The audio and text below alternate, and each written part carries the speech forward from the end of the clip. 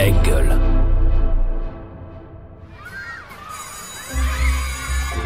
Quand j'étais petite, je voulais être... Quand j'étais petit, moi, quand j'étais petite, je voulais faire... Alors, moi, quand j'étais petite... Petit, moi, je voulais être... J'ai toujours eu envie. Petit, je voulais être... Alors oui, à la fin, il n'en restera qu'un, ça on le sait, mais au départ, il en fallait bien un, et pas n'importe lequel. On ne présente plus évidemment l'animateur vedette de Koh-Lanta, qui est aux commandes depuis 2002, celui qui présente également District Z ou Ninja Warrior, toujours sur TF1, cette fameuse chaîne pour laquelle il anima, entre autres, Automoto, F1 à la une, Fear Factor, ou tous les mags de la Coupe du Monde de football et de rugby, pour ne citer que. Mais qui connaît finalement les premiers pas de cet enfant de la télé ? Qui connaît vraiment l'histoire de ce journaliste passionné au parcours passionnant ? Eh bien vous, j'espère, après avoir écouté cet entretien avec Denis Brognard. Bonjour Denis. Bonjour Romain. Et surtout merci. Merci d'avoir accepté d'être le premier enfant d'Allons Enfants. Je suis très flatté d'avoir été choisi surtout. Et j'espère que je ferai honneur à ce premier podcast qui aura une longue vie. En tout cas, c'est ce que je te souhaite. Merci. Et puis ça tombe plutôt pas mal. On va en parler évidemment un peu plus tard. Mais en tant qu'aîné d'une fratrie de 3, passer en premier, ça te connaît finalement. Ah, c'est pas facile d'être l'aîné. Mon père m'en parlait souvent. Il me dit, tu as un avantage parce que t'es le plus grand, mais tu as aussi une responsabilité parce que ça te demande, ça t'impose de montrer l'exemple.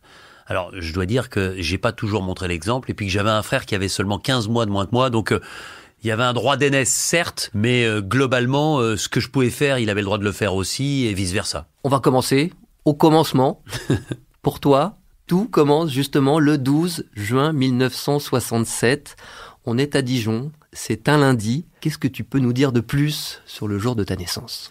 Pas grand-chose me concernant, mais plus sur mes parents. C'est complètement inconscient. C'est impossible aujourd'hui d'imaginer une maman qui a 19 ans, qui est étudiante, donc il n'y a pas un sou. Un papa qui est un peu plus âgé, 23 ans, qui est étudiant aussi, tous les deux étudiants à Dijon, l'un en droit, l'autre en mathématiques. Mais ils n'ont pas d'argent, ils s'aiment, et le fruit de cet amour, c'est la naissance de leur premier enfant, en l'occurrence moi, mais voilà, heureusement qu'il y avait les parents derrière, pour l'un et pour l'autre, afin de pouvoir permettre à cette famille finalement d'exister. Et j'en ai pas souvent parlé avec eux, mais je me souviens quand même de ma mère expliquant que c'était difficile, quoi, que les fins de mois étaient compliquées parce que, encore une fois, quand on est étudiant, on n'a pas d'argent. Et vivre une vie d'étudiant célibataire, c'est déjà pas toujours évident. Mais quand vous avez un mari plus un gamin, et bientôt 2, les choses se compliquent. Ce 12 juin 1967, ta maman, elle, évidemment, elle s'en souvient très bien. Je me souviens que à l'époque, il n'y avait pas de péridurale, mais qu'on faisait comment on appelait ça, l'accouchement sans douleur, ce qui était une curieuse façon de dire ça. On avait appris à respirer, et mon mari l'avait appris aussi, respirer avec moi, mais tout s'est passé facilement. Et quand j'ai eu ce petit bébé, à 1h20 du matin, j'ai vu que ce petit garçon était roux. Et ça m'a beaucoup surprise, parce qu'il n'y en avait pas dans la famille, hein. C'était un roux, il n'était pas flamboyant, hein. Et je me rappelle de ne pas m'être rendormie, de regarder sans arrêt. Voilà. Ouais, c'est ma mère, je la reconnais bien là. Je la sens émue, je la sens vraiment revenir en arrière. Il y a plus d'un demi-siècle. Moi, j'ai toujours l'impression d'être un gamin, mais ça fait maintenant 53 ans que ce 12 juin 1967 s'est produit pour ma famille, pour ma mère, pour mon père.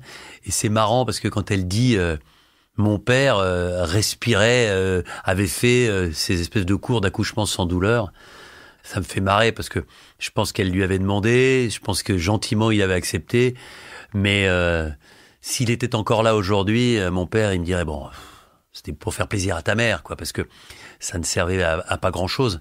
Et si je dois faire un parallèle avec ma femme Hortense, elle est allée une demi-fois au cours d'accouchement sans douleur.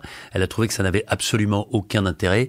Et elle m'a toujours dit, parce que j'avais évoqué cette présence de mon père aux côtés de ma mère, elle m'a dit, mais jamais de la vie, je voudrais que tu sois avec moi dans ces moments-là. Comme quoi, les personnalités sont différentes. Et en tout cas, j'imagine ma mère qui était très scolaire, en bonne prof qu'elle est, elle avait dû apprendre par cœur tout ce qu'il fallait faire pour souffrir le moins possible.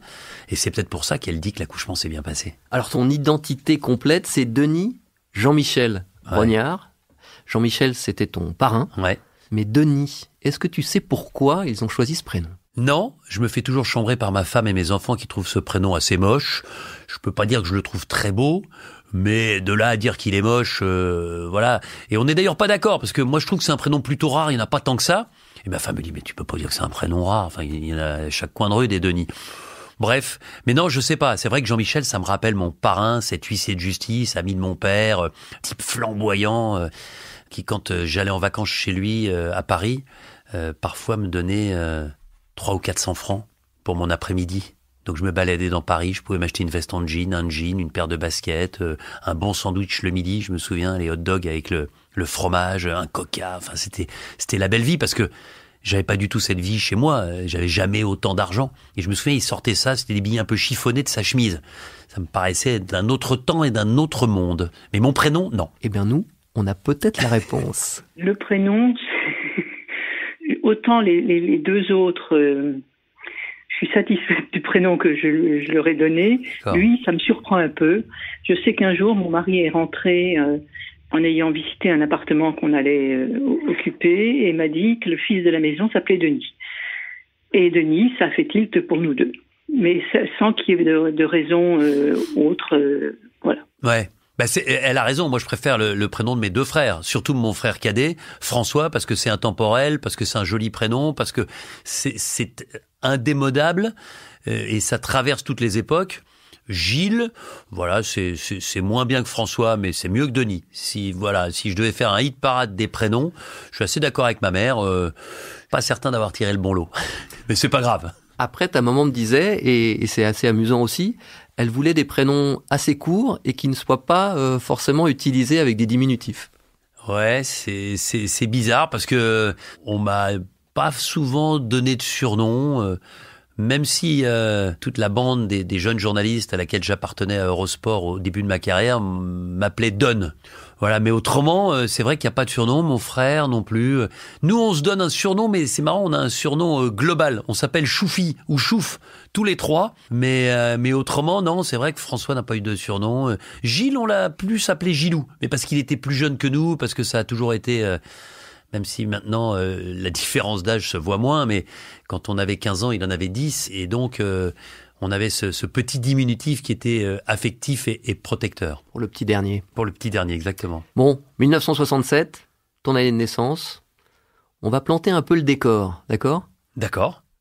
Alors, tu es né au lendemain de la guerre des 6 jours, mais 8 jours avant Nicole Kidman, qui, elle, a vu le jour du côté d'Honolulu, soit à 12 186 km de Dijon. Pas tout à fait à côté. L'homme du PAF que tu es ne m'en voudra pas, évidemment, de rappeler que ta naissance a devancé de quelques semaines celle de la télévision en couleur. Tu es de la même année que le petit Robert, qui connaît alors sa première édition, et qu'un certain Mowgli, le héros du livre de la jungle, version cette fois-ci Walt Disney. Cette année-là, les Beatles chantent All You Need Is Love, un titre, et personne hélas, ne répond au téléphone du fameux Nino Ferrer. Cette année-là, encore, plus d'1 300 000 visiteurs se rendent au Petit Palais pour y découvrir l'exposition consacrée au trésor de Toutankhamon, et dans le même temps, Citroën lance sa Diane sur les routes de France.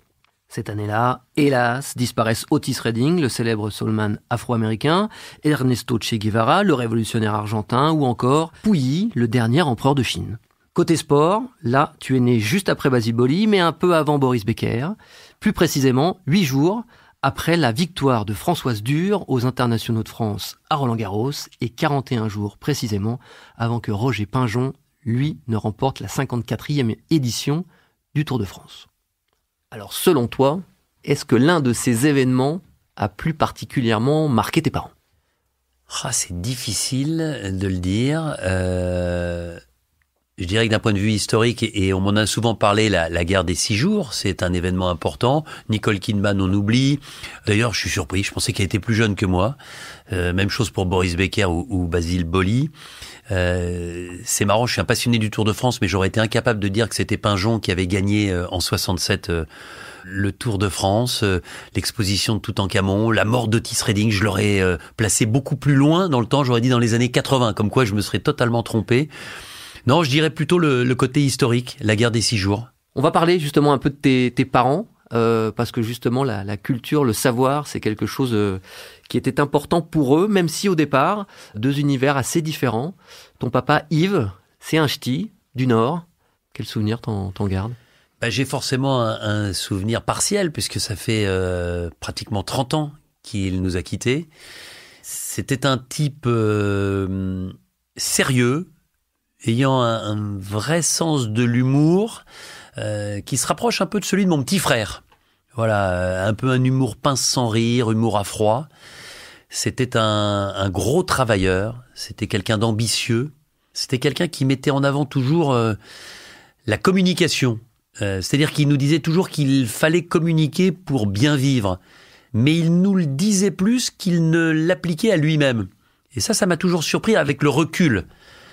Voilà, c'était quelqu'un qui aimait le sport, avec qui j'ai beaucoup partagé, le tennis, la course à pied. Même si le tennis, c'est venu plus tard parce que j'avais des parents qui étaient un peu old school, en tout cas sport olympique, sport basique. C'est-à-dire que quand on arrivait dans la famille, c'était gymnastique, athlétisme et surtout natation. Le tennis, c'était un peu un sport élitiste quand j'étais gamin, même si on y a joué beaucoup avec mon père. Et ce que je retiendrai, c'est que il aimait pas faire comme tout le monde. C'est-à-dire qu'il faisait du sport dans des tenues qui, de temps en temps, limite me faisaient honte. C'est-à-dire qu'il était capable de jouer au tennis avec un t-shirt dégueulasse, un short qui était absolument pas adapté. Et il me disait toujours, ce qui compte, c'est pas tellement la tenue, c'est les jambes et c'est les bras. Et ça m'a toujours impressionné de le voir comme ça. C'est quelqu'un que j'aurais aimé connaître plus. C'est quelqu'un que j'aurais aimé avoir à mes côtés pour me conseiller, parce que finalement, j'étais même pas encore rentré complètement dans la vie active lorsqu'il nous a quittés. Et puis c'est surtout quelqu'un, et c'est ça qui me paraît insensé encore aujourd'hui, parce que je me considère comme encore un gamin, une espèce de saltimbanque, mais qui est décédé à un âge inférieur au mien aujourd'hui. Et ça a été un moment très compliqué dans un sens, et à la fois avec un vrai soulagement, le moment où j'ai passé cet âge fatidique. C'est-à-dire quand j'ai atteint le demi-siècle. Quand j'ai eu 50 ans, j'ai pris conscience que j'avais, quoi qu'il arrive, vécu plus longtemps que mon père. Alors que lui, qui était cadre de banque avec un très haut poste, voilà, je le voyais toujours en costard, cravate, il avait des responsabilités, un rôle social, professionnel, qui me laissait croire à l'époque, quand moi j'avais à peine 25 ans, qu'il était finalement plus vieux, qu'il avait plus de maturité que je ne peux en avoir aujourd'hui. Donc voilà, c'est des souvenirs diffus, mais j'y pense souvent, et je pense notamment en ce moment au fait que s'il était encore là, dans 1 an, il fêterait ses 80 ans. Et moi, je me souviens, mon père, certes, il y a eu l'année de la maladie, mais avant ça, il courait le marathon, il courait beaucoup, il faisait du sport, il faisait énormément de montagne avec ma mère. C'était un type, voilà, qui était dans la force de l'âge. Donc, c'est une histoire inachevée. Et quand j'y pense, je me dis que j'envie vraiment ceux qui peuvent avoir encore leurs parents. Alors, une maman, c'est bien, il y a la tendresse, il y a tout l'affect d'une maman. Mais moi, j'aurais eu besoin de lui pour des conseils, mais même encore aujourd'hui. Je me dis, tiens, qu'est-ce qu'il aurait pu penser de ça ? Comment il aurait vu ma vie aujourd'hui ? Je prends l'exemple, j'ai écrit mon premier livre là, j'en aurais parlé avec lui au moment de l'écriture. Il aurait été intéressé parce que c'est quelque chose, je pense, qu'il aurait aimé faire un jour dans sa vie. Et je me dis toujours que ça aurait fait partie, j'imagine, des fiertés qu'il aurait pu connaître avec moi, comme il en aurait connu d'autres, évidemment, avec mes frangins. D'ailleurs, ce livre, et même la décoration que tu as reçue il y a pas si longtemps, au mois de décembre, de Chevalier de l'Ordre des Arts et des Lettres, c'est aussi quelque chose qui te ramène à lui ? C'est évident, parce que c'est marrant. Ma mère a pris le dessus sur mon père, sur entre guillemets, mes prédispositions. C'est-à-dire que j'ai fait un bac scientifique, surtout pour faire plaisir à mes parents. J'étais moyen partout, donc c'était finalement encore possible. Donc je fais un bac C, avec de mauvaises notes en maths et en physique, parce que je n'étais pas un pur matheux. On va en reparler, t'inquiète pas. Ouais, j'imagine. Mais voilà, mais j'ai toujours pensé, et À l'époque, non, mais maintenant, je le pense. Je suis plus quelqu'un de littéraire, je suis plus quelqu'un attaché aux mots qu'aux chiffres, incontestablement. Et donc, le fait qu'on me reconnaisse quelques compétences et quelques faits dans le monde de la communication, de la télévision et peut-être même dans celui de l'écriture maintenant avec ce livre, ça me touche et je suis persuadé que ça l'aurait touché lui. Donc, bien sûr que c'est quelque chose de très très important et je pense que le jour où je le rejoindrai le plus tard possible, si ce que je crois intimement est possible, c'est-à-dire de se retrouver, on en parlera. Et j'espère qu'il aura cette fierté parce que mine de rien, quand tu perds ton père à 20 ans passés, bien sûr qu'il y a des bons moments, je le répète, le sport, le partage, la vie de famille, mais c'est quand même un papa un peu guide, mais aussi c'est celui qui te permet de rester dans une droite lignée, c'est celui qui te demande d'avoir des bonnes notes, c'est celui qui te challenge. Et c'est pas celui qui, à ce moment-là, peut, à travers son regard, ses mots, te dire je suis fier ou je suis heureux pour toi ou je partage. On l'a eu, mais pas suffisamment. Il m'a pas connu dans ma vie d'adulte. L'échange est évidemment bien différent. Ta maman, on l'a entendu, Marie-Noëlle, elle est bourguignonne, issue d'une famille de charcutiers. C'est un autre environnement. Ouais, c'est l'environnement que je connaissais mieux parce qu'il y avait plus de cousins, plus de frères et sœurs pour ma mère, une ambiance différente. Moi, si j'avais le choix entre aller chez mes grands-parents paternels ou mes grands-parents maternels, je n'hésitais pas une seconde. Chez mes grands-parents paternels, mon père n'avait qu'une sœur qui était religieuse, donc il n'y avait pas d'autres enfants. Donc des grands-parents un peu peureux de tout, mon grand-père était banquier, ma grand-mère ne travaillait pas. Je me souviens, rien que nous, alors que moi je faisais déjà la compétition en natation, leur dire on va à la piscine, c'était un vrai souci. Mon grand-père, la première fois qu'il nous a amenés à la piscine, moi j'étais parmi les meilleurs du Val-de-Marne en natation, il m'avait obligé de prendre une bouée. Il avait loué une bouée parce qu'il avait peur que je me noie. Donc, c'est des trucs complètement insensés. On n'avait pas le droit de faire 2 mètres, alors que chez mes grands-parents maternels, pardonne-moi l'expression, c'était la fête du slip. On regardait la télé jusqu'à point d'heure. On avait le droit de manger des tartines beurrées avec la soupe. On avait le droit de partir sur la chaume, marcher, faire du vélo, faire les cons avec mes cousins qui étaient pour certains plus âgés que nous, avec mon frère.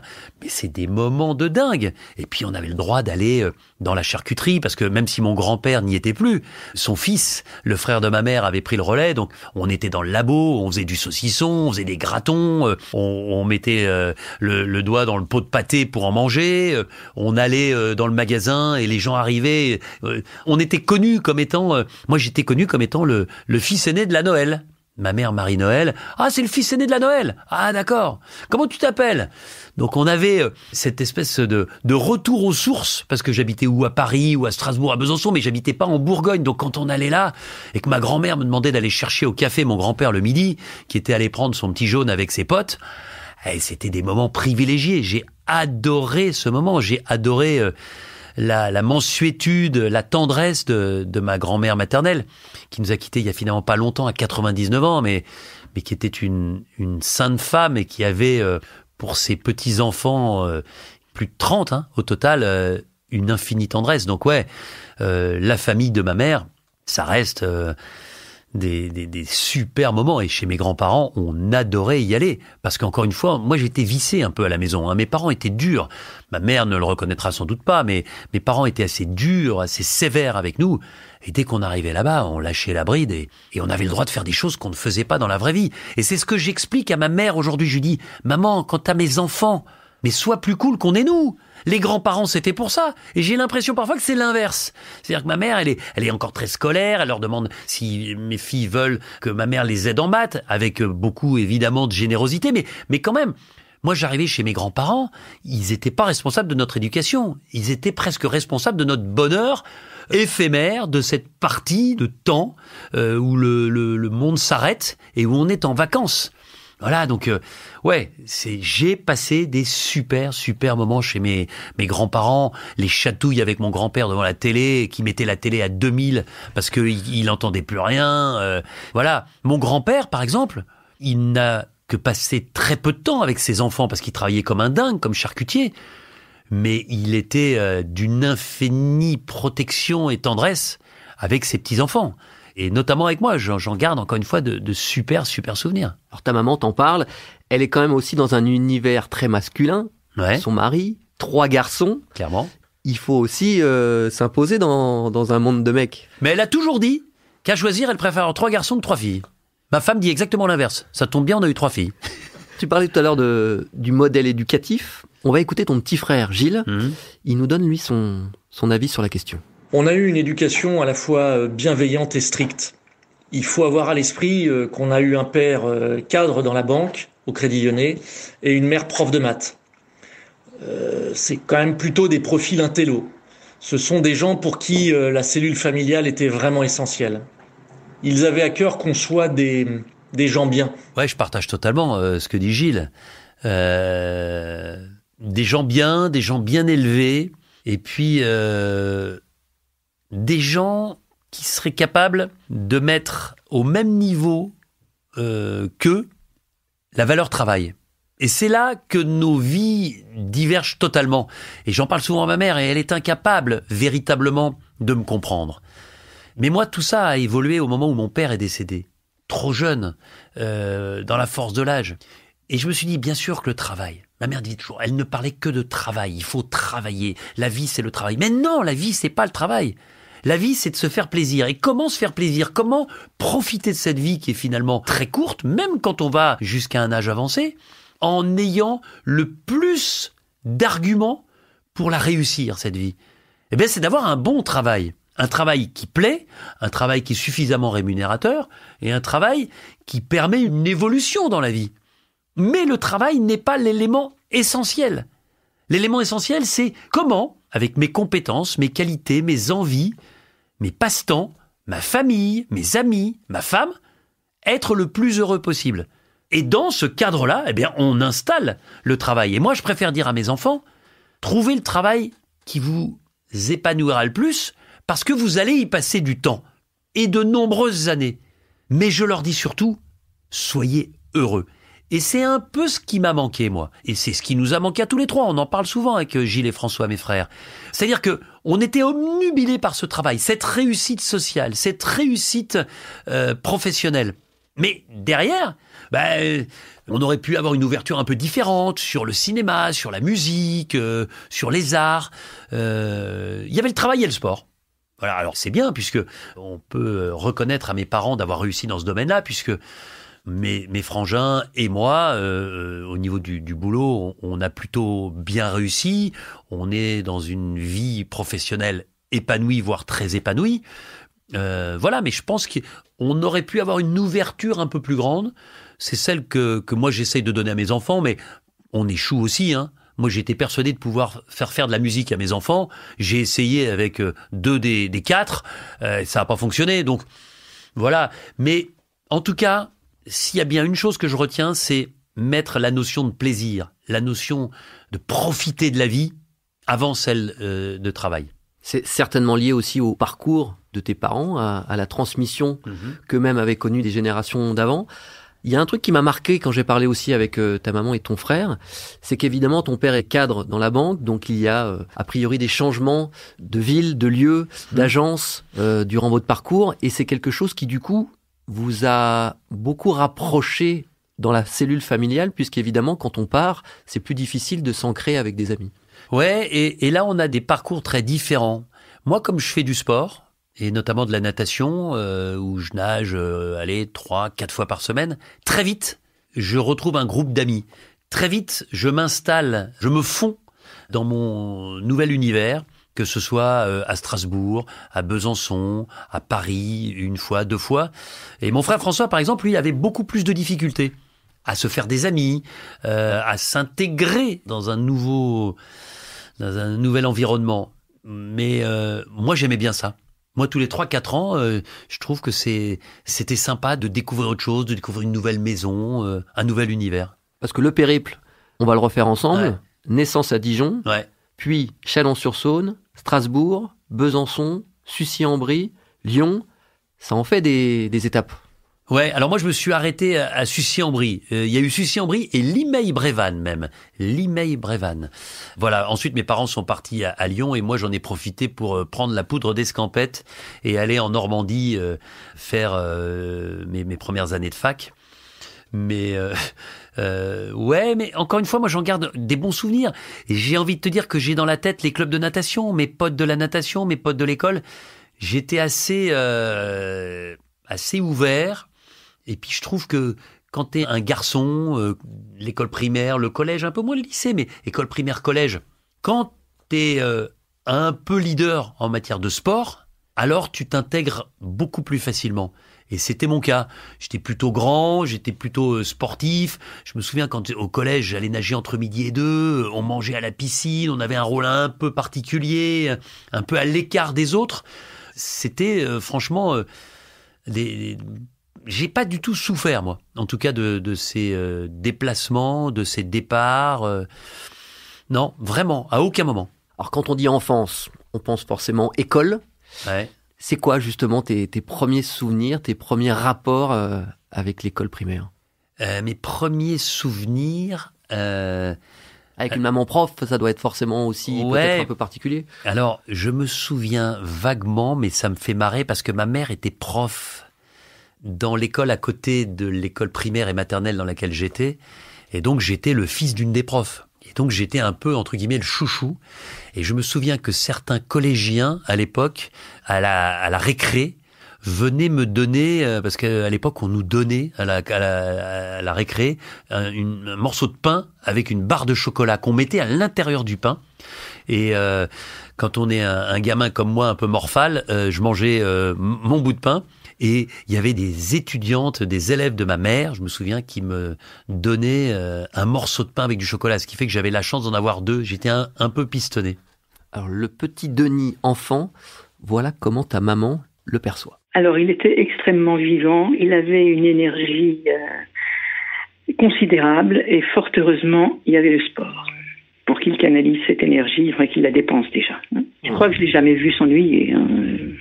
Le sport, effectivement, ça semble être un élément déterminant dans ton enfance et ta construction. J'adorais le sport. J'aurais rêvé d'être sportif de haut niveau. J'ai lu l'équipe pratiquement dès que j'ai commencé à savoir lire. J'ai voulu regarder téléfoot et à l'époque c'était le samedi soir. Je me faisais engueuler, j'avais pas le droit, c'était trop tard. Les tournois de tennis, quel que soit l'horaire, le décalage horaire, le Tour de France, mais j'étais à bloc là-dessus. Et j'étais content d'ailleurs d'être chez mes grands-parents parfois l'été pour le Tour de France parce que je pouvais passer mon après-midi devant la télé. Enfin, il faut imaginer que quand j'étais gamin, il n'y avait pas de match de foot du championnat de France qui était diffusé. C'était la radio, c'était le multiplex. Et moi, j'écoutais le multiplex le samedi soir sur France Inter avec Pierre Loctin, Jacques Vendroux, Thierry Gilardi, ou sur Europe 1 un peu plus tard avec Eugène Saccomono qui deviendra mon patron. Mais ce qui est incroyable, c'est que quand le samedi soir, on est obligé de partir en famille ou chez des amis avec mes parents, j'enregistrais le multiplex. Et je disais à mon père, surtout, tu ne mets pas la radio, je ne veux pas avoir les scores. Et quand on rentrait le dimanche dans l'après-midi, je me mettais sur mon plumard. Je me souviens, j'avais un espèce de gros radiocassette et je me mettais la cassette et j'écoutais le multiplex comme si c'était du direct, dans les conditions du direct, pourrait-on dire aujourd'hui. Donc, non, j'étais un psychopathe de sport, puis j'aimais faire du sport, j'aimais me dépenser, j'aimais la performance. Et je dis toujours, j'aime ça. J'aime le sport, je crois que le sport m'aime, mais j'ai jamais été très doué pour le sport. C'est-à-dire que je suis plutôt un staccanoviste. Je cours, mais je cours beaucoup pour courir à peu près correctement. Le vélo, c'est pareil. Le tennis, voilà, il faut que je travaille beaucoup pour obtenir des résultats. Mais c'est encore aujourd'hui un élément indispensable de ma vie. Et c'est aussi un élément qui me permet de prendre les bonnes décisions au bon moment, en tout cas celles que je crois être les bonnes. Quand j'ai une hésitation, quand j'ai un trouble, quand j'ai un moment, parfois même d'angoisse, je vais courir ou je vais faire du vélo. Les endomorphines qui inondent mon corps me rendent plus lucide. C'est une espèce de drogue, il ne faut pas se cacher la vérité, que l'on secrète et qui nous permet d'être un peu plus lucide, un peu extra-lucide. Et quand je rentre, généralement, j'ai fait le point et je suis capable d'être plus pertinent sur ce que je veux faire et sur les choix que je dois mettre en place. Et avant que ces endomorphines ne disparaissent à nouveau, eh bien, je vais immédiatement dans mon bureau et je note ce que j'ai décidé, ce que j'ai pris comme intention pendant ces moments de sport. Donc ouais, le sport pour le plaisir, pour mon côté hypocondriaque aussi, pour garder la forme et la ligne, ce qui est de plus en plus difficile les années passant, et puis pour le partage aussi avec mes potes. Alors cette passion pour le sport, Gilles s'en souvient très bien, il nous en parle aussi. Quand il était jeune, Denis, sa chambre était couverte de posters de sportifs. Alors il y avait tout, il y avait des tennisman, évidemment Yannick Noah, un mentor pour lui, un modèle. Il y avait évidemment Borg, McEnroe, et évidemment sur la partie athlétisme, il y avait Carl Lewis. Denis a toujours été un grand fan d'athlétisme. Franchement, j'ai jamais connu Denis autrement que passionné par les grands événements sportifs et les résultats qui suivaient quotidiennement. La liste des idoles de jeunesse, c'est la bonne ? Ah bah c'est clair, je me souviens, on parlait de la maison de Sucy-en-Brie, Carl Lewis, 84, les Jeux de Los Angeles, avec la tenue américaine Kappa, je me souviens, et j'ai une photo de Carl Lewis et j'ai une photo des relayeurs. Je sais plus où j'avais trouvé ça, je crois dans un magasin de sport on me les avait donnés, mais Noah pareil. J'ai eu la chance de rencontrer ces deux idoles parce que c'est vraiment des gens que j'ai respectés au maximum. Carl Lewis, je l'ai rencontré plusieurs fois pour Eurosport, je l'ai interviewé, et puis il y a pas longtemps, il était l'invité vedette d'une course dans Paris, les 10 km de Paris-Centre, course que j'animais comme speaker, et voir Carl Lewis, mais c'était exceptionnel. D'ailleurs, une petite anecdote, à ce moment-là, je suis tout timide, je lui dis, est-ce qu'on peut faire un selfie ? Et il me dit, no selfie, never selfie. Et il m'explique ensuite, il me dit, est-ce que t'as déjà vu la gueule qu'on a sur un selfie ? On a une gueule de merde. Il me dit, shit face, comme ça. Il me dit, en revanche, on va demander à quelqu'un de prendre la photo, et là, avec grand plaisir. Et ça m'a fait marrer parce qu'évidemment, moi, dans ma vie aujourd'hui de personnage public, je fais énormément de selfies. C'est impossible de ne pas faire de selfies. Mais je trouvais ça tellement juste. Parce que c'est vrai qu'on est moche sur un selfie. On est beaucoup plus moche que quand on est sur une photo où on tient pas l'appareil, où on n'a pas quelqu'un à côté qui tient l'appareil. Voilà, puis Noah, encore aujourd'hui, j'ai eu la chance de le rencontrer. C'est quelqu'un qui a été tellement inspirant. À 83, j'avais 16 ans. Et il est encore dans une forme absolument incroyable. Voilà, c'est quelqu'un pour qui j'ai un immense respect. C'est incontestablement le sportif français qui m'a fait le plus rêver. Et je ne vois pas qui, dans quelque sport que ce soit, pourrait le détrôner de cette place de top du top de mes sportifs de référence. Du coup, cette finale de 83, c'est pour toi peut-être l'un des souvenirs les plus marquants de ton enfance. Tu te souviens, tu l'as suivi, c'était... Je l'ai suivi, puis ensuite j'ai travaillé avec celui qui l'a commenté. Hervé Dutu. Oui, Yannick! Le petit jeu de jambes. Mais c'est extraordinaire. Son père qui se lève, l'étreinte entre les deux, la maman qui est à côté, je me souviens, avec ses cheveux gris, ce Yannick Noah avec son maillot coq sportif, bicolore, blanc et jaune ou rouge, parce qu'il avait les deux. Évidemment, j'ai acheté ça. J'ai encore aujourd'hui la raquette collector, la raquette 3 branches. Je l'ai à la maison. Mais ça reste un moment de dingue. Parce que j'ai aussi beaucoup de respect pour son adversaire du jour, Mats Wilander. N'oublions pas que Mats Wilander avait gagné Roland-Garros avant, à 17 ans et demi, et qu'en demi-finale, je ne sais pas si vous vous en souvenez, si vous aimez le tennis, il joue contre José Luis Clerc, qui était quand même le plus truqueur des joueurs de tennis. Balle de match pour Mats Wilander. Il a 17 ans et demi, il a une balle pour aller en finale de Roland-Garros. Là, il y a une balle, elle est donnée faute pour José Luis Clerc. Victoire de Mats Wilander. José Luis Clerc se roule par terre dans tous les sens. Aujourd'hui, ce serait impensable. Mais là, Mats Wilander, 17 ans et demi. L'autre, il a pratiquement 10 ans de plus. Wilander lui dit, allez. Mais comme on pourrait dire entre potes, vas-y, remets-toi au fond, arrête ton cinéma, on rejoue la balle de match. Rien que quand je t'en parle, j'ai des frissons. Voilà, donc Mats Wilander, grand gentleman du tennis, que j'ai eu la chance aussi de rencontrer, à qui j'ai parlé de cet événement-là, en lui disant que c'était quelque chose de formidable pour moi, et je vois pas d'autre exemple d'une maturité pareille, à un stade aussi exceptionnel du sport. Et puis voilà que Yannick gagne avec ce revers en bois, parce qu'on va pas se le cacher, ce revers chopé, mais il était monstrueux, plus d'1 mètre de détente verticale quand il était au filet, mais on avait l'impression que c'était un mur. Et puis Noah, il avait tout. Il était charismatique, il était beau, il jouait déjà de la musique, il était toujours entouré de belles gonzesses. Enfin, quand t'as 16 ans et que tu vois Yannick Noah, tu te dis, est-ce que dans ma vie d'après, je pourrais avoir un tout petit peu de Yannick Noah pour essayer de toucher du doigt ce qu'il vit, parce qu'il était juste incroyable. Puis il y avait des espèces de légendes. Alors, je n'ai jamais su si c'était vraiment des légendes, mais on disait qu'il faisait l'amour dans les vestiaires avant ou après les matchs. Mais à côté de ça, quand il avait fait aussi cette déclaration, je crois que c'était à Rock and Folk, quand il avait dit je me suis retrouvé sur un pont à New York, j'ai eu envie de me suicider, de me jeter. Enfin, voilà, Noah, il représente tout, puis ça a été une star, un artiste, je l'ai côtoyé comme journaliste, je l'ai côtoyé dans des événements que j'animais et dans lesquels il chantait. Enfin, c'est un type, et même quand je le revois encore aujourd'hui, putain, mais c'est con, mais il a 60 ans passés, qu'est-ce qu'il est beau, qu'est-ce qu'il est encore bien foutu.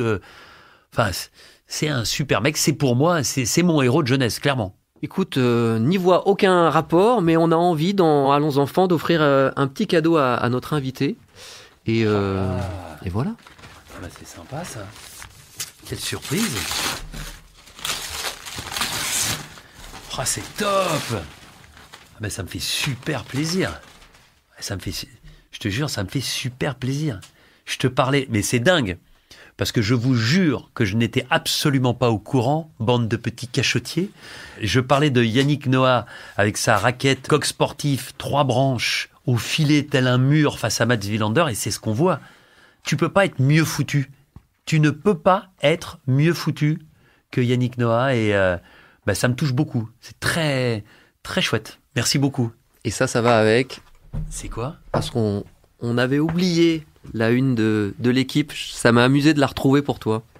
Oh là là là là là là là là. On est le 6 juin 1983, au lendemain de cette victoire, qui, pour ceux qui ne sont pas très tennis, reste quand même la dernière victoire d'un Français à Roland-Garros. Oh là là là là, je suis très touché parce que vraiment, et tu vois, je déjeunais avec Arnaud Di Pasquale, ancien DTN, ancien médaillé de bronze aux Jeux Olympiques, où il avait battu, souvenez-vous, en l'an 2000. C'était dans une autre vie, mais Roger Federer pour la médaille de bronze. Et Arnaud, je lui disais, mais Yannick, c'est un type incroyable. Et lui qui l'a côtoyé quand il était patron de l'équipe de Coupe Davis. Mais pareil, Saga Africa à Lyon, ce qu'il a été capable de faire. Le mec, il est venu aussi au chevet des joueurs du PSG, parce que je pense qu'il était capable de t'emmener dans n'importe quoi. Tu lui aurais demandé de faire du bilboquet à roulette avec l'équipe de France, il les aurait emmenés au titre mondial. Et tu vois, ce qui me fait marrer avec Noah, c'est que dans les sports que je maîtrise un peu, il y a la course à pied et le marathon. Il va au marathon de New York, il fait 3,30 ce salopard. Et je l'entends dire, ouais, je me suis un petit peu entraîné, mais enfin juste un petit peu. Mais Noah, c'était un stakhanoviste. Même s'il faisait la fête, il s'entraînait comme un dingue avec Patrice Sagelauer. Et pour courir le marathon de New York, je l'ai croisé avec son labrador dans le parc de Saint-Cloud. Mais il s'astreignait aussi à de super séances. C'est-à-dire que derrière son côté festif, derrière son côté showman, il y avait un sérieux, une rigueur qui explique aussi ce qu'il est devenu, ce qu'il a réussi comme performance et ce qu'il est encore aujourd'hui à l'orée de ses 60 ans. Mais est-ce que c'est pas justement ce qui vous rapproche, vous deux ? Parce que toi, c'est pareil. On connaît évidemment l'homme de télé, qui est quelqu'un de très à l'aise dans la communication, qui a quelque chose aussi d'assez charismatique et d'assez généreux. Mais il y a aussi la partie dont m'a beaucoup parlé ta maman et ton frère. T'es un bosseur. Et les séances de natation, c'est ta maman qui t'apprend. T'en rates pas une. C'est-à-dire qu'à aucun moment, tu te défiles. Ça bosse, quoi.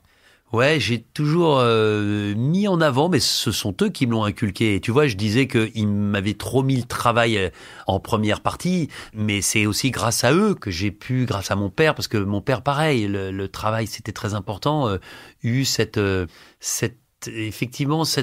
conscience que sans travail, on n'a rien. Mais c'est aussi peut-être parce que j'ai pas forcément un talent immense dans n'importe quel domaine. Et qu'il faut travailler.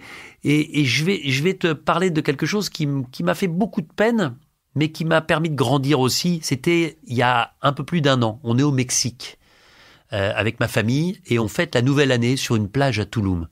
On est des hyper privilégiés, on a beaucoup de chance. Mes filles sont sur la plage et on discute avec mon fils qui a 20 ans, avec ma femme, et on a bu de caipirinha, un peu de bon vin, on est bien. Il fait beau, la plage est sublime, il n'y a pas grand monde, on vient de fêter la nouvelle année, on vient de s'enlacer. Et j'avais beaucoup parlé à mon fils qui était dans une période en prépa où il fallait beaucoup travailler. Et il me dit, mais de toute façon papa toi, ouais, mais je vois bien par rapport à tous tes potes des écoles de journalisme, ceux que t'as eu de la chance. Et ça m'a fracassé sur le moment parce que, et comme j'étais un peu libéré, je lui ai parlé de manière totalement naturelle, spontanée, sans filtre et sans me dire tiens qu'est-ce que je dois lui dire pour que je sois le papa avec l'expérience, avec la maturité. Là je lui ai dit, écoute mon petit père, je vais te dire un truc. J'ai du talent. Et j'ai surtout beaucoup travaillé. Et une fois que j'ai mis ça en place, j'ai eu un peu de chance. Mais c'est la vie, ça. Et la chance, elle passe à certains moments, il faut savoir la saisir. Mais je suis entièrement d'accord avec ce que m'ont inculqué mes parents. En 1, incontestablement le travail pour 60% de la réussite. En 2, 20% pour le talent. Et allez, une vingtaine de pourcents aussi pour la chance. Et on met plus ou moins 10 de tout, en fonction des personnes. Mais ça n'existe pas. Personne ne peut dire « j'ai réussi juste parce que je suis talentueux et que j'ai de la chance ». Le travail. Et je dis juste ça à mes enfants, moi, aujourd'hui. Je dis, c'est pas une recette. C'est, je crois, la condition sine qua non de pouvoir être en accord avec soi-même dans sa vie. Et c'est pareil dans le sport. Ça n'existe pas. Un mec qui dit « tiens, je vais me mettre à courir puis je vais faire le marathon en moins de 4 heures ». Non, tu peux pas. Ça n'existe pas, ça. Mais heureusement. Mais c'est comme tous les gens qui se sont mis à courir et qui se sont rendus compte que ça faisait mal aux genoux, aux tendons, aux chevilles pendant le premier confinement. Mais heureusement que le mec qui n'a jamais couru et qui du jour au lendemain veut faire 1 heure tous les jours parce que pendant le confinement il a que ça à faire, eh ben il soit pas au niveau et qu'il ait des problèmes de fatigue, des douleurs musculaires, tendineuses. Parce qu'encore une fois il faut bosser. Mais j'en suis conscient. Et puis dans le boulot, comme j'aime pas avoir l'air con et que j'aime pas me retrouver en position de faiblesse, je me suis toujours dit que plus tu bosses et moins ça peut t'arriver. Alors t'en parles, hein. Le sport à la maison, c'est clairement toi qui as le statut de leader avec tes frères. T'es un gros bosseur, on en a parlé aussi avec la natation. Mais malgré tout, ton frère, il veut quand même un petit peu mettre en avant un petit point. Qu'on se le dise, Denis est un joueur de tennis assez moyen. Et d'ailleurs, il faudra pas hésiter à garder ce morceau dans cette rétrospective. Ça va le tacler un peu. Quel Au-delà de ce niveau assez moyen, il a aussi et surtout un caractère vraiment assez exécrable sur un terrain parce que il est absolument mauvais joueur, il a horreur de perdre. C'est lui qui me dit ça, je crois que la dernière fois que je l'ai vu avec une raquette en main, c'était une raquette de badminton ou plutôt une raquette de jokari, quand il avait 8 ou 9 ans. Alors, il se trompe lourdement, mon frère, sur un point. Je ne suis absolument pas mauvais joueur. Je suis accrocheur, je peux être extrêmement ronchon, désagréable, forcément pour mon adversaire, mais je m'en veux toujours à moi. Voilà. C'est-à-dire qu'être mauvais joueur, ce serait tricher, dire que l'autre gagne sans le mériter. Je déteste, par exemple, le mec au tennis qui dit « j'aime pas du tout ton jeu ». Mais le principe du tennis, c'est quand même ça. Moins t'aimes mon jeu, plus j'ai de chances de gagner quand même. Donc, je suis pas mauvais joueur, mais je suis effectivement extrêmement accrocheur et je peux me gifler verbalement après un mauvais coup et j'ai du mal à contenir mes émotions sur un terrain de tennis, sans doute parce que la plupart de mes autres activités sportives, que ce soit la course, que ce soit le vélo, sont des activités individuelles où finalement on est dans une répétition de mouvements, d'efforts, où il n'y a pas ce côté très vrai dans le monde du tennis où on peut d'un jour sur l'autre bien jouer et puis jouer beaucoup moins bien le lendemain. Mais non, je suis pas mauvais joueur et je déteste justement ceux qui peuvent l'être et qui remettent en cause ou la valeur ou l'honnêteté, l'intégrité d'un adversaire en face. Jamais. Mais c'est vrai que je peux être une vraie tête de l'art. Alors dans ton enfance, on l'aura compris, le sport déterminant. tu as une deuxième autre passion, plus surprenante, ce sont les actualités. Ouais, c'est clair. Je suis un boulimique d'informations. Je suis un boulimique de nouvelles. À une époque où il n'y a pas de chaîne info, où il n'y a pas de France Info. Mais c'est vrai que j'ai très rapidement lu le journal. Mon père ramenait Le Monde, donc je lisais le journal souvent. Il ramenait, je me souviens aussi, Le Point. Je me souviens d'avoir recopié l'intégralité d'un papier sur la mort de Mao Tse-tung, parce que ça me passionnait. Alors j'ai pas beaucoup de mémoire, donc tout ça s'évapore et les informations sont effacées par les suivantes. Mais c'est vrai que j'étais un dingue d'infos, et c'est cette passion pour les infos, et pas uniquement les infos sportives, qui m'a donné envie d'embrasser cette carrière de journaliste. Eh bien, encore une fois, passe décisive de Denis Brognard, on écoute ta maman. Quand il avait 3 ans, on était allé, on avait laissé son frère et lui chez mes parents pour un week-end, je sais plus, c'était le 11 novembre par là-bas. Et quand on est rentré, avant de nous dire bonjour, il nous a dit le général de Gaulle est mort. Et ça, on n'avait pas la télévision, nous, et chez mes parents, ils l'avaient. Et c'était son premier mort. Et il nous a dit ça tout de suite. Il était intéressé par des informations en général. J'en connais pas beaucoup qui s'intéressaient comme ça. Quand il avait 11 ans, il nous avait dit qu'il voulait être journaliste sportif. Et je me souviens très bien lui avoir dit que journaliste, j'en serais ravi, mais sportif, je l'écouterais pas beaucoup. Alors je me souvenais pas de cette anecdote du général de Gaulle. Et 3 ans. Ben ouais. C'est marrant parce que évidemment je n'ai absolument aucun souvenir, ce qui est normal. Je crois que personne n'a de souvenir de ces 2, 3, 4 premières années. Mais ça m'étonne pas effectivement, parce que je bosse à la télé, mais mes parents n'avaient pas la télé jusqu'à ce qu'on ait 8-9 ans, parce que ma mère trouvait que c'était moche dans un salon. Et la première télé qu'on a eue, d'ailleurs, c'est une télé blanche, un peu Banque Olufsen, là, parce que c'était quelque chose qui pouvait être joli dans un salon. Maintenant, c'est vrai que j'ai toujours rêvé d'être journaliste de sport. Alors, j'aime pas l'expression journaliste sportif, parce que moi, je suis journaliste et sportif. Mais il y a trop de journalistes de sport qui ne sont pas sportifs. Et je trouve que c'est dommage, parce que pour ressentir un peu de l'émotion d'un sportif de haut niveau, il faut l'avoir peut-être ressenti soi-même dans la course de sa rue. Je dis pas avoir été sportif de haut niveau, mais moi, quand je prends le départ d'un marathon ou d'une course pour faire, j'espère, 1 minute de moins que la fois d'avant, j'ai ce stress, j'ai cette angoisse, j'ai le ventre qui gargouille. Et donc, ces sentiments-là, je peux les transposer chez le sportif de haut niveau qui prend le départ d'une finale olympique. Et voilà, donc c'est pour ça que je considère que moi je suis un journaliste de sport sportif. Mais il y a des journalistes de sport qui ne sont pas sportifs. Mais c'est vrai que ma mère, elle s'intéresse pas du tout à ça. Elle a jamais ouvert l'équipe. Elle aurait clairement préféré que je sois spécialisé en politique étrangère, politique intérieure ou en économie. Ça, c'est certain. Mais moi, en tout cas, j'ai toujours rêvé de ce métier-là. Et quand je suis arrivé en école de journalisme à Paris et qu'on se présentait le premier jour avec tous mes collègues, je leur ai dit, moi, je veux être journaliste, bien évidemment, mais j'ai une idée très précise de ce que j'aimerais avoir comme carrière. C'est une carrière dans le monde du sport. Et ça, c'est ce que m'avait dit la directrice de mon école. Elle a dit, c'est un avantage parce qu'au moins tu sais ce que tu veux faire. Et on était quelques-uns dans ma promo qui sont devenus journalistes de sport, qui le sont toujours. Un David Cosette, un Frédéric Viard, un Hervé Matou, un Vincent Hardy. Ce sont des gens qui, comme moi, sont arrivés en disant, moi je rêve d'être journaliste de sport. Et on l'est devenu. Et je pense qu'on s'est épanoui dans ce métier. Alors tu l'as évoqué, pas vraiment de télé à la maison. C'est aussi quelque chose qui a marqué Gilles. Ce qui est très rigolo, c'est que chez nous, la télé était bannie. On a eu très tardivement une télé en noir et blanc et encore plus tard une télé en couleur. Faut se le dire très clairement, c'était vraiment péché la télé chez les Brognard.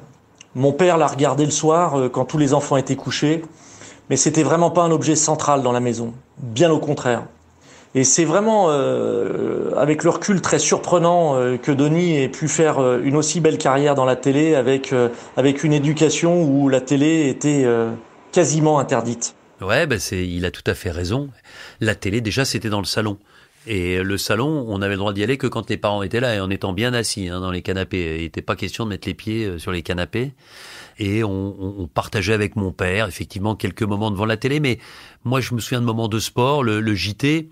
Mais c'est aussi peut-être pour ça que j'ai une culture cinématographique assez pauvre. C'est qu'on regardait peu de films. Il n'y avait pas de séries à l'époque, ou très peu. Et puis encore une fois, on a eu la télé assez tard. Et ça reste blessure, le mot est un peu fort, mais en tout cas, quelque chose qui me complexait. C'est-à-dire que je me souviens très bien que dans la cour d'école, quand on parlait de l'île aux enfants, de Casimir, à l'école primaire, je mentais, je faisais semblant, je disais ah ouais, bien sûr, ah ouais, mais non, mais... Et quand on disait, tu te souviens, t'as vu hier Casimir, il est arrivé, bien sûr, je m'en souviens. Et je me souvenais de rien du tout, parce que je n'avais pas de télé. Et j'étais très angoissé quand des amis venaient à la maison, parce que, à un moment ou un autre, j'avais peur qu'ils me disent, tiens, on peut regarder la télé. Et il n'y avait pas de télé. Donc, voilà, mais je peux comprendre ça. Et aujourd'hui, j'essaye d'avoir un peu le même comportement avec mes enfants, c'est-à-dire un minimum de télé, mais aujourd'hui on est envahi, les téléphones, les smartphones, les tablettes, les télés, les ordinateurs. Je fais un peu mon vieux con, d'ailleurs je me frite sans arrêt avec mes enfants parce que je trouve que ça prend beaucoup trop de place. Beaucoup trop de place par rapport notamment à cette fameuse lecture que je mets en avant et je vois encore mes filles me dire mais papa c'est bon, mais on va lire, mais laisse-nous. Ouais, laisse-nous, mais je pense que ça va faire évoluer, et je suis pas sûr dans le bon sens, la culture générale des futures générations, tous ces écrans. Et moi-même, aujourd'hui, d'ailleurs, je suis toujours un peu embêté, c'est-à-dire qu'il y a plein d'émissions que je ne connais pas, je regarde très peu la télévision, parce que j'ai pas le temps de regarder la télévision. Et puis, il y a finalement assez peu de choses qui m'intéressent à la télévision. Il y a un vrai fossé, en fait, entre l'offre et la demande. C'est vrai que durant ton enfance, et je m'inclus aussi dedans, la rareté faisait peut-être aussi la richesse de ce qu'on écoutait, regardait ou pouvait lire à l'époque, non ? Ah c'est sûr. C'est sûr, il y avait 1 ou 2 émissions, il y avait 3 chaînes, déjà. Donc tu te posais pas beaucoup de questions. T'avais quelques émissions de variété, quelques films, des péplums. Je me souviens, moi j'aimais bien les westerns à cette époque-là. Quelques émissions de sport. Moi j'ai été élevé au biberon Stade 2, par exemple. J'ai adoré Stade 2. Mais à une époque, et je rentrerai pas complètement dans les détails, mais on m'a à demi-mot proposé de rejoindre France Télévisions avec cette perspective peut-être de présenter Stade 2. Mais c'était un truc, mais Stade 2, Robert Chapat, Daniel Cazal notamment, Bernard Père, Gilles Causanet, Jo Choupin, enfin toute cette grande équipe de journalistes de sport de cette époque-là qui ne se prenaient pas au sérieux, qui mettaient beaucoup de dérision et d'humour.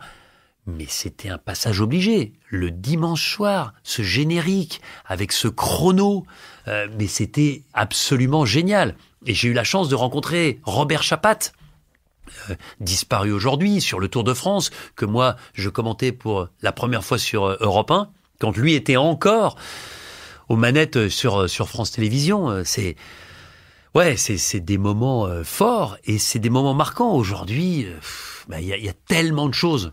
Moi, je suis capable aujourd'hui de dire exactement ce que j'aimais à ce moment-là.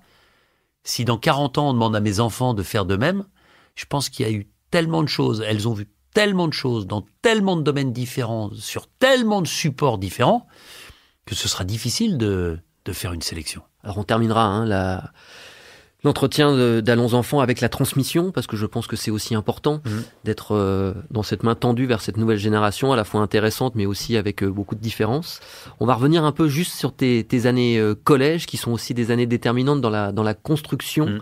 T'as toujours été à l'aise, t'as pas eu de période avec le début justement de la puberté, toutes ces choses-là. Tu n'as jamais été mal dans ta peau. Je dirais pas ça. Je dirais que j'avais une grande gueule, des faits d'armes sportifs qui jouaient pour moi. Mais je gardais en moi quelques complexes, celui d'être trop mince, d'être trop grand, mais surtout trop mince. Et effectivement, même si ça m'a pas joué des tours, mais ma mère disait au début, dans sa première intervention, que j'étais roux. Bien sûr. Alors, j'avais les yeux marrons, j'avais la peau qui était pas très blanche, je bronzais, mais j'étais roux quand même. Et quand t'es roux, t'es différent. Alors, on le voit d'ailleurs, hein, il y a certaines civilisations où on jetait les roux de la montagne, et puis d'autres où on les déifiait, c'était des gens différents. Donc, oui, c'était assez rare. C'était rare. Donc, on aime bien être dans le moule quand on est ado. On n'aime pas être différent. Mais globalement, grâce au sport, grâce à ma bande de potes, qui était d'ailleurs évolutive, grâce aux relations sympas que j'entretenais avec les filles, j'ai traversé cette période de collège et de lycée et cette adolescence sans réel problème. Mais c'est encore vrai aujourd'hui, c'est-à-dire que j'essaye de cacher ce qui est moins bien, ce qui va moins bien, ce qui me perturbe, pour avoir une façade. Les gens dans mon entourage qui savent me détecter, ils sont finalement peu nombreux. Il le voit a priori. Parce que tu parles de ça, évidemment, l'adolescence, c'est aussi les débuts de la séduction, le rapport aux filles, la drague. J'ai bien aimé une phrase de ton frère qui me disait « Il me répétait souvent, ça ne sert à rien d'être beau, il faut plaire aux filles. » C'est vrai. Mais oui, parce que même quand je nageais, j'étais quand même maigre par rapport aux autres nageurs. Putain, j'avais des potes, ils avaient des épaules 4 fois plus larges que les miennes. Mais c'est vrai que... Alors Gilles, je sais moins, parce qu'il avait 5 ans de moins, mais avec mon petit frère, avec mon frère cadet François, on n'était pas manchots avec les nanas à cette époque-là, donc on n'avait pas trop de problèmes. Parfois, on se les refilait, mais... C'était quoi ton genre de fille ? Écoute, c'est marrant, ma première vraie petite amie, alors j'ai quelques souvenirs en colo de vacances, je me souviens, mais pareil, en colo, je faisais la différence parce que j'étais un des meilleurs joueurs de ping-pong. Quand tu joues au ping-pong, tu joues, quand t'es un des meilleurs... C'est ça ou la guitare ? Non mais la guitare, ça j'étais mort là-dessus. Mais quand tu joues au ping-pong, quand tu gagnes, tu restes. Quand tu perds, tu laisses ta place. Donc je restais souvent. Et puis tu avais des gens autour. Et il y avait aussi les filles. Donc il y avait une dénommée Blandine. Dans mon esprit, mais j'étais en colo, je me souviens, Saint-Gervais, Aurillac. Cette petite Blandine était très mignonne. Et puis ensuite, il y a une jeune femme au collège qui a été ma première petite amie, entre guillemets.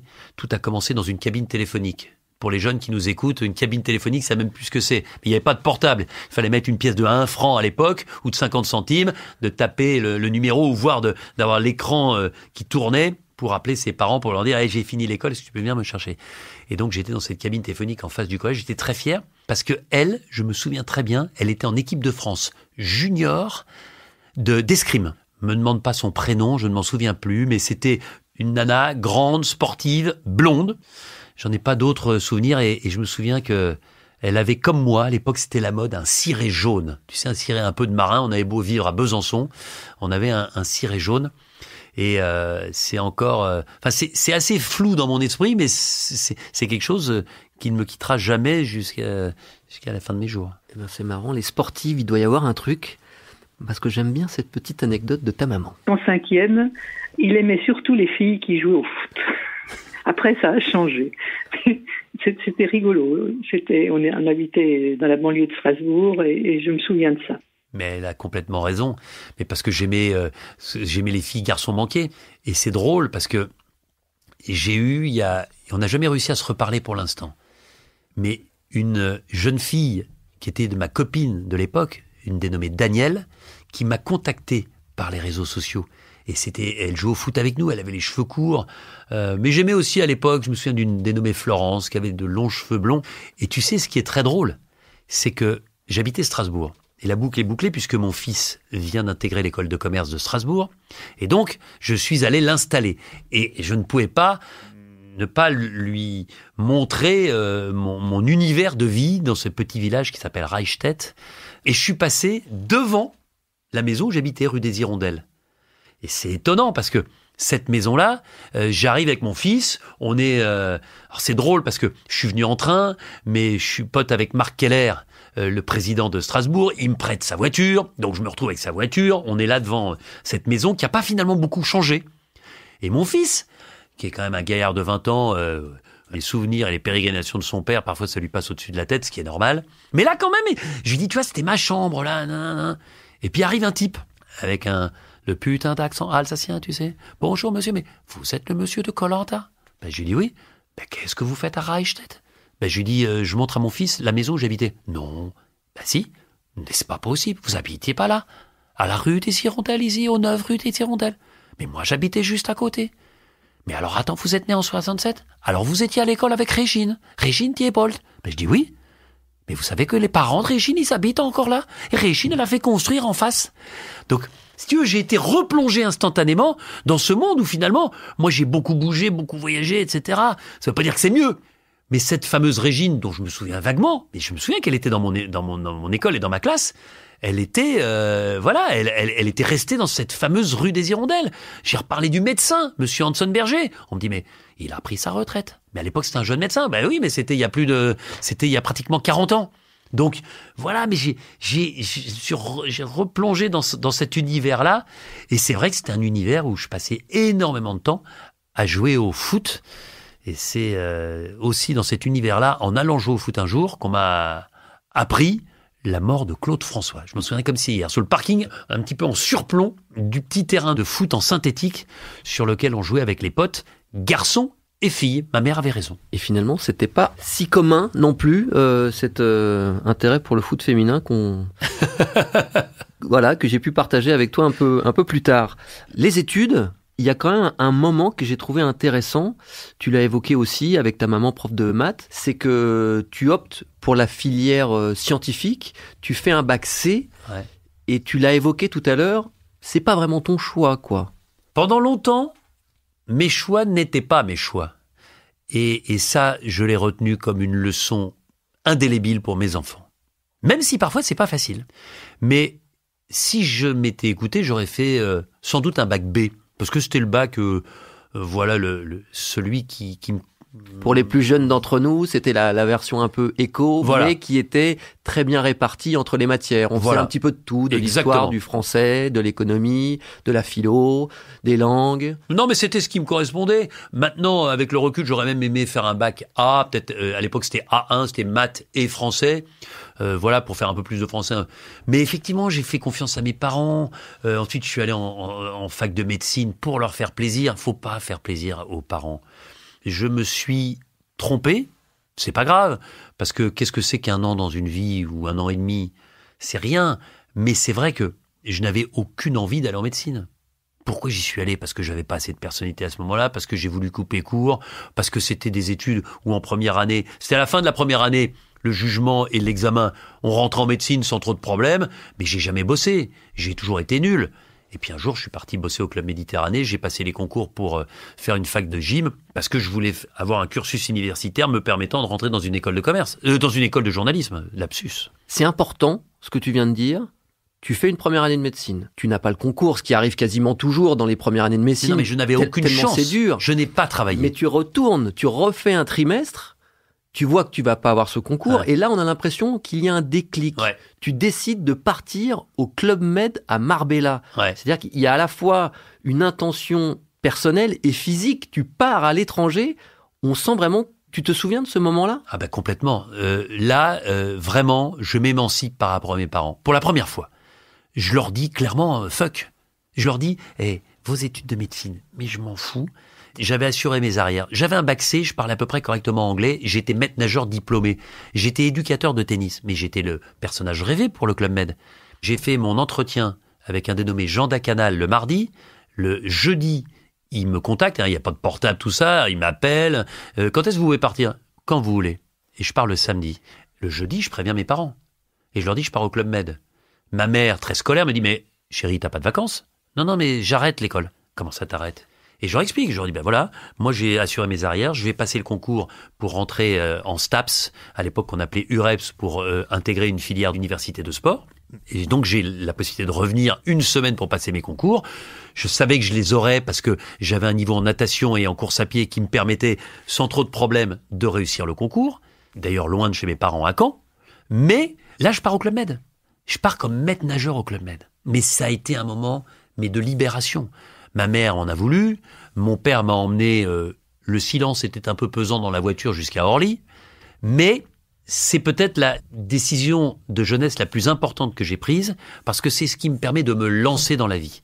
Et pendant plusieurs mois, je ne les ai pas appelés. Je n'ai appelé personne.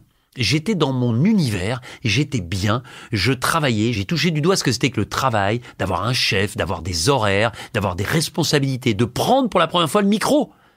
Parce que je me suis rendu compte très rapidement que, comme je parlais à peu près correctement anglais, le chef de village souvent me demandait de traduire en anglais ce que lui disait en français, etc., etc.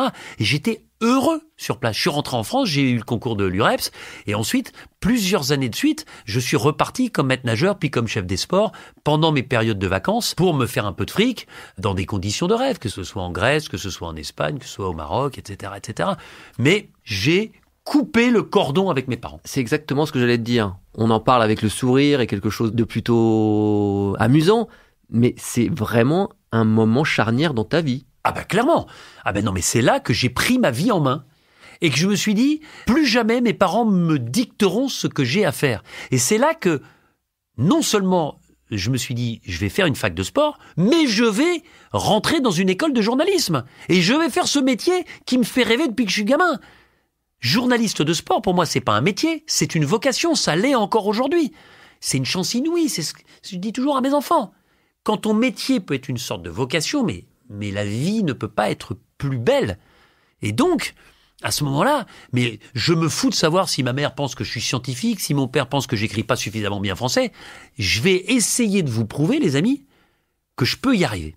Voilà comment je réagis à ce moment-là, et je me souviens comme si c'était hier, parce que c'est quasiment une des premières fois que je prends l'avion, quand je prends l'avion pour partir à Marbella. Voilà, je me pose à Malaga, je me souviens très bien de cet avion, un McDonnell Douglas, j'étais pas très à l'aise, j'arrive, les gens du Club Med, c'était, et puis t'arrives, mais c'était comme dans les bronzés, on t'applaudit, t'arrives avec les vacanciers, puisque c'était un avion où aussi il y avait des vacanciers, et puis très vite, je rentre dans le moule, j'adore le club, il y a des nanas, des géos, des vacancières, c'est sympa, et je garde un souvenir mais impérissable de ces moments-là, et ça m'a fait gagner en quelques mois, plusieurs années de maturité. Alors je sais pas pourquoi j'ai pensé à ça. C'est comme si ça m'avait permis de comprendre, je dis peut-être une bêtise, mais je me suis dit, mais d'accord, avec Bertrand Kamal, c'est peut-être aussi pour ça que vous êtes devenus assez naturellement potes ou amis, ou en tout cas qu'il s'est passé quelque chose, parce que vous avez peut-être aussi ce vécu, ce rapport humain, je me trompe ou... C'est clair, Bertrand Kamel, ce candidat de Koh-Lanta qui nous a quittés malheureusement, victime d'un cancer du pancréas, était animateur de vacances. Mais c'est marrant parce qu'il avait tout ce que je n'avais pas. Et j'avais ce qu'il n'a pas. C'est-à-dire que lui, c'est un danseur. Moi, je suis pas un danseur. Moi, c'est pour ça, je préférais prendre le micro, parce que déjà, il y avait moins de répétitions.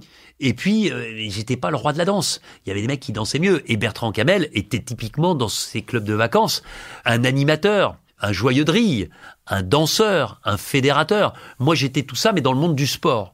Voilà. Alors lui, il l'avait aussi parce qu'il était aussi sportif. Donc, il avait plus de cartes dans son jeu que je n'en avais à l'époque.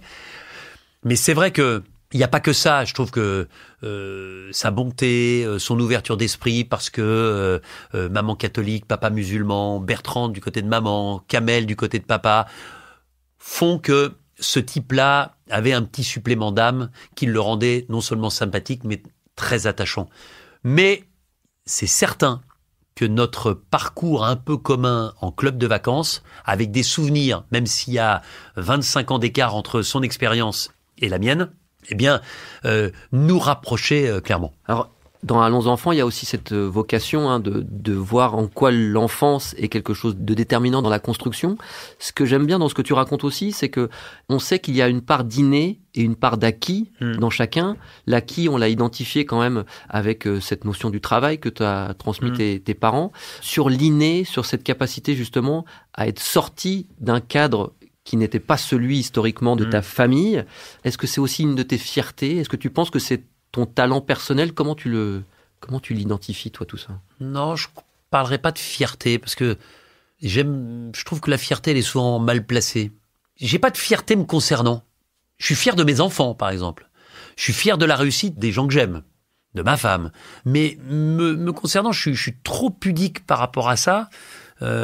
J'ai eu cette envie de m'en sortir, de m'émanciper, de m'assumer, et puis c'est con de le dire, mais de faire mieux que mes parents. J'avais envie de faire mieux que mes parents. J'avais envie d'avoir une vie plus confortable que celle de mes parents. J'avais envie d'avoir plus de loisirs que mes parents. J'avais envie de voyager plus que mes parents. Voilà. Et je crois que j'y suis arrivé. Alors, je sais pas si ma vie est meilleure, mais en tout cas, par rapport à ce que je voyais et de ce que je vis aujourd'hui, je considère que ma vie est plus épanouie, plus intense que ne pouvait l'être celle de mes parents. Et c'est ce que je dis à mes enfants. Je dis, mais moi, mon rêve absolu, c'est que vous puissiez me dire que vous êtes plus heureux que vous n'étiez quand vous étiez enfant, et donc plus heureux que moi je ne le suis ou que je l'ai été. Mais c'est ça. Et pour moi, le véritable amour, pour ta descendance, c'est ça. C'est de leur donner un terrain propice à un épanouissement pour leur permettre d'être encore mieux. Mais c'est aussi un stress. Parce que tu vois, enfin, j'ai une vie sympa. Mes enfants, à travers ma vie, ont une vie sympa. Et je me dis que quelque part, ils ont un peu la pression. Ils ont un peu la pression dans plein de domaines. Et c'est pour ça que je passe mon temps à leur dire que ma vie n'est pas la leur. Et ils l'ont très bien compris. Et ça, c'est génial. C'est-à-dire que mes enfants, mes filles, Lily, Violette et Blanche, mon fils Dimitri, c'est pas les fils de Denis Brognard ou les filles de Denis Brognard. Ce sont des individus qui se construisent, qui ont des parents. Ils auraient pu avoir un père médecin, un père avocat, un père ouvrier. Ils ont un père animateur et journaliste de télévision. Mais je leur demande vraiment de faire abstraction de tout ça et de se construire eux-mêmes. C'est pas évident, mais ils y arrivent. Et mon grand bonheur, c'est quand une de mes filles rentre de colo, de camp d'ado, et me dit, tu sais papa, personne ne savait que t'étais mon père. Mais c'est génial. C'est génial pour deux raisons. Un, parce que les animateurs qui forcément le savaient ont eu l'intelligence de ne pas en parler. Et deux, je trouve que c'est une vraie force de caractère pour ma fille de ne pas s'être mise en avant en parlant de moi, parce que parfois ça peut être fédérateur, parfois ça peut te permettre de lier connaissances plus facilement. Mais voilà, ils n'ont pas besoin de ça, et tant mieux. Et s'il y a une réussite, ben voilà, dont je suis fier, c'est celle-là. Tu vois, si je dois mettre de la fierté, c'est encore une fois sur cette capacité de transmission aux enfants et ce souci du quotidien que j'ai, que ma vie particulière, avec cet éclairage, ne soit pas pour eux source de difficultés et ne serve pas de tremplin. Parce que je ne crois pas qu'on ait besoin d'un tremplin, si ce n'est celui de l'amour, celui de l'éducation, celui du travail, encore une fois, et des études.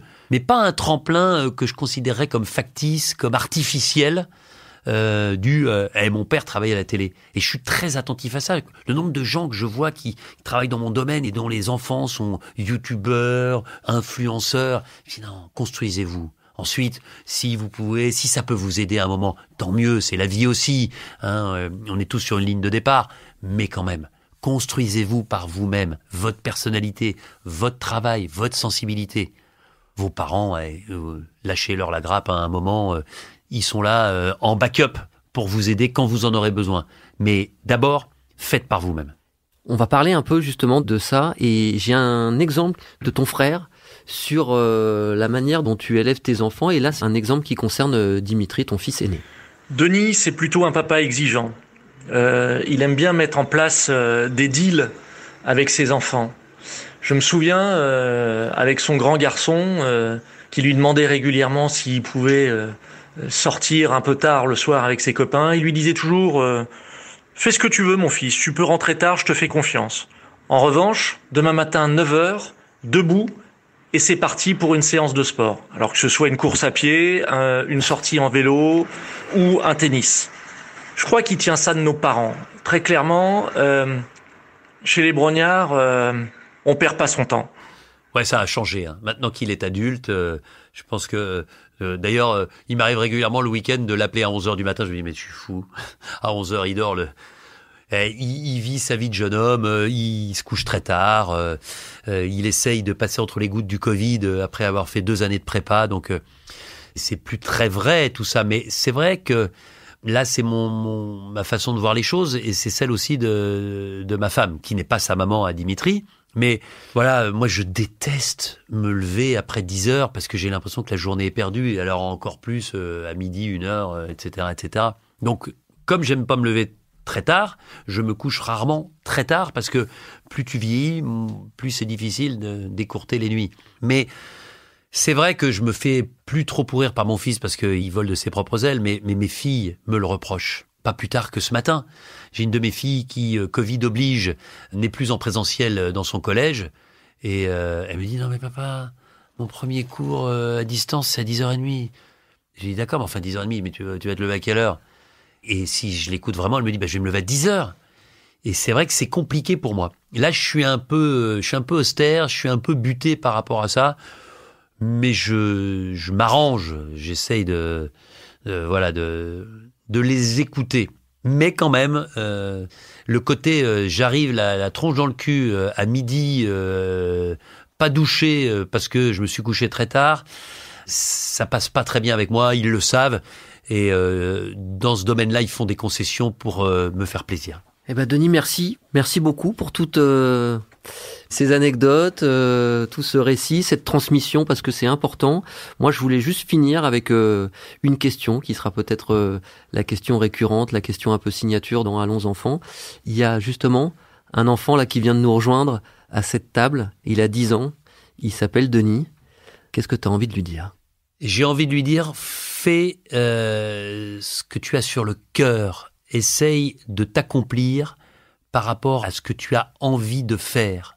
Et une porosité très importante, soit un peu comme un buvard par rapport à ceux qui vont te donner des conseils, que ce soit tes parents, que ce soit des membres de ta famille, des amis, des collègues. Mais fais vraiment ce pourquoi tu es fait toi-même. Essaye de t'assumer. Et si tu es capable de t'assumer, si tu es capable de te regarder en disant finalement, ce que je suis devenu, c'est ni plus ni moins que la route que je m'étais fixée quand j'avais 10 ans, alors c'est que j'aurais réussi quelque chose. Et c'est pas réussir par rapport aux autres, c'est réussir par rapport à soi-même. C'est très personnel, c'est très égoïste. Mais bon vent quand t'as 10 ans et lâche-toi, parce que à 10 ans, t'as déjà des idées très précise de ce que tu veux faire. T'en parles pas forcément à tes parents. Tu peux très bien arriver en disant « je sais pas », mais le « je sais pas », c'est de la façade. À l'intérieur, on a tous des idées et des rêves. Aller au bout de ses rêves, être capable de réaliser ses rêves, c'est quelque chose de magique. Moi, ça m'est arrivé et je le souhaite à n'importe qui. Parce que je tords le cou à ceux qui peuvent dire à un moment « les rêves, c'est fait pour ne pas être assouvis ». Non, il faut être capable de réussir à aller même au-delà de ses rêves. Et puis, comme on a beaucoup parlé de sport, il y a une phrase que je trouve absolument stupide et que je voudrais mettre en perspective par rapport à la vie. Le baron Pierre de Coubertin disait « l'important c'est de participer ». Mais non, l'important c'est de gagner. Gagner par rapport à soi-même. Gagner par rapport aux valeurs qu'on a envie d'inculquer aux autres, par rapport aux valeurs qu'on s'impose au quotidien. Mais on a toujours une petite victoire à aller chercher. Participer, c'est pour les faibles. Gagner, c'est pour ceux qui prennent leur vie en main. Un grand merci, Denis. Merci à toi. C'est rare que je m'exprime comme ça. Et il faut que je sois dans de très bonnes dispositions. Et c'est grâce à ton podcast. Et bon vent à Allons enfants. Parce que l'enfance, c'est ce qui dit beaucoup de choses de ce qu'on est quand on est adulte. Allons enfants est un podcast Engel présenté par Romain Balland. Abonnez-vous pour découvrir nos prochains épisodes. Production et réalisation, Raphaël Fruchard. Ingénieur du son, Thomas Gabriel. Coordination de production, Alix Pénichon.